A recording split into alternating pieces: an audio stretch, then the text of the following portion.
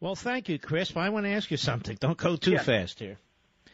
On this voter ID issue, so we should have no voter ID then. Oh, we're not going to. Well, we're going to go back to that again? Well, I just want to know. I forget. So there should be no voter ID. You just show up and vote? Well, I mean, what is broken about the system we have now? Forget about that. Here's my question. Well, what's broken about any system? You have requirements that are intended to make sure, proactively, that in this case the franchise is legitimate. So people who vote aren't canceled out by people who shouldn't vote. There's a zillion examples. I've even written about them in my book, The Liberty Amendments. So to go through them won't really matter. I'm just saying to you, so you don't think anybody should have to show any ID to vote, right?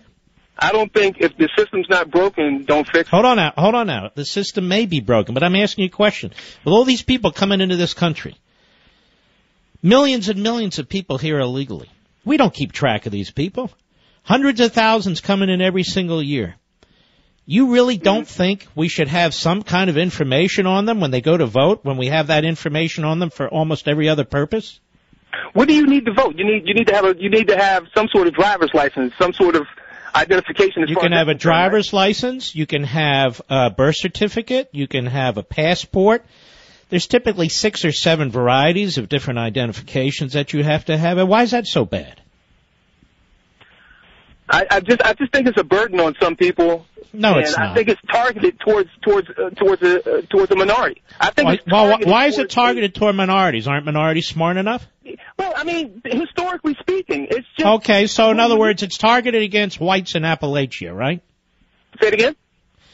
How about poor whites in Appalachia? Is it targeted against them, too? It's targeted against anyone who has the inability to produce those type of documents. No, nobody has the inability. They're free. Look, I've litigated this issue. They're free in states where people can't afford them. And the idea that you can't afford a few bucks for a voter ID is absurd. You know what? It should be illegal for people not to vote. That's the problem.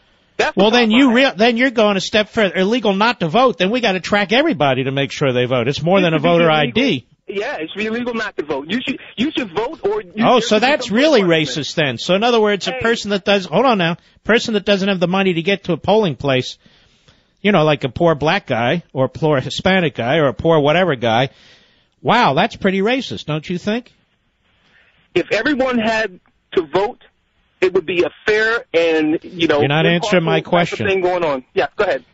I'm saying it's much harder and much more intrusive to track people and compel them to vote than it is to say people who show up to vote, you got to bring very basic stuff. So, the kind of stuff you bring when you're going to buy, say, a 6-pack of beer or cigarettes or get on an airplane or see the president or get a loan or 1,000 other things. You got to bring that same ID with you to vote. No, that's racist. Let me ask you something. Are these laws that require a photo ID to get beer at your corner 7-Eleven, are those racist?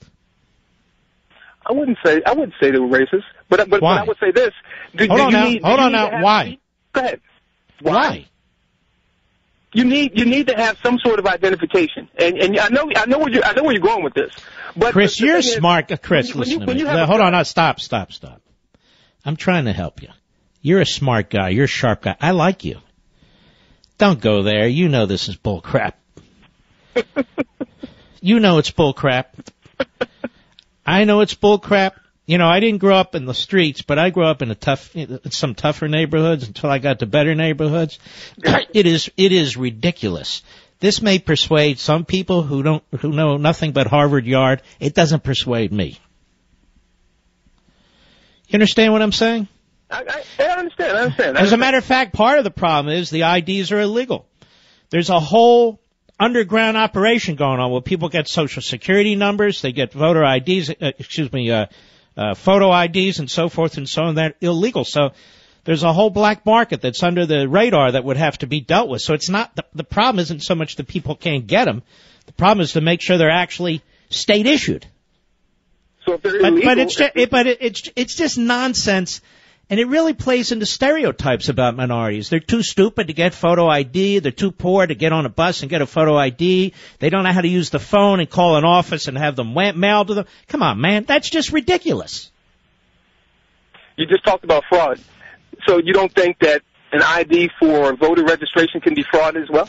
It could be, but, anybody, look, no system is foolproof. No system. No, exactly. Hold on now. Even our banking system, our governmental system, so you don't tear down the whole system for that reason. But yes, voter IDs would prevent a certain amount of voter fraud. There's no question about it. What's the percentage of voter fraud? That's what I would love to know that. You see, there is a judge. His name is Posner. I'm not a particularly big fan of his. But he had one of these cases in front of him. He's a circuit judge. He's considered kind of a moderate, kind of an oddity in some ways. And he said, isn't this interesting? So I'm supposed to prove a negative here. He said the problem with voter fraud is it's effective. If somebody gives their name and it's not their name and they vote, how do we know? That's his point. If somebody votes in 5 different places over the period of 20 hours, different names without effective voter ID, how do we know? And that's his point. We don't know. So when people say, how many cases, what's the percentage? There's no way of knowing. But I'm not even saying that. You need to have look, it's human behavior. A certain percentage of the population is crooks. Do you agree with that? I agree. Absolutely. Okay. Well, certain percentage of politicians are crooks, right?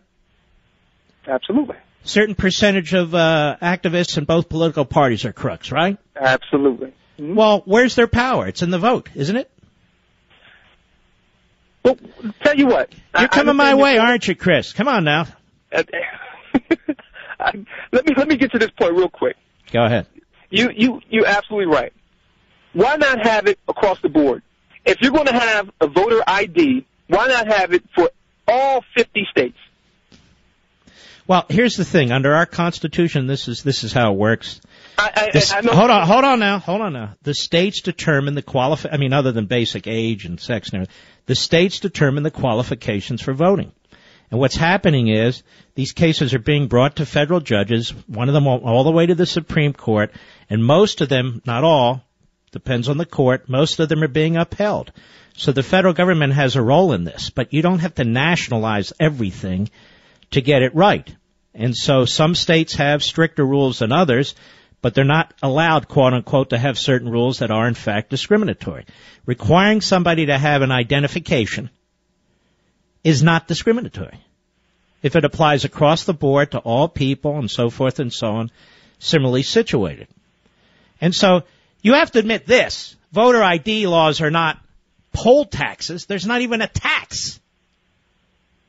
Voter IDs aren't literacy tests. You can be completely illiterate. So so what do you make of Holder talking about that it's a poll tax, it's like Jim Crow? Like Jim Crow?